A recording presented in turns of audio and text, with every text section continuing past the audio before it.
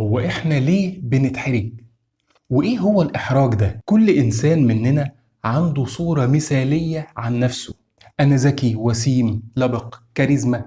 امتى بقى بنحس بالاحراج؟ لما يحصل موقف يخلي صورتك دي تتهز قدام الناس، لان الصورة اللي انت عايز تظهر بيها غير الصورة اللي انت ظهرت بيها فعلا. طب انت شفت نفسك ازاي؟ انت شفت نفسك من نظر الناس، من عينين الآخرين، وده اسمه سبوت لايت افكت. تحس بيه ان كل اللي حضر الموقف شايفينك ومركزين معاك انت بس. شافوني ساذج ولا غبي، خلاص الكاريزما راحت. بتلاقي نفسك بتصغر وثقتك في نفسك بتضعف، وكل ما الناس كانت أهم في نظرك كل ما كان إحساس الإحراج أزيد. إزاي تتخلص منه؟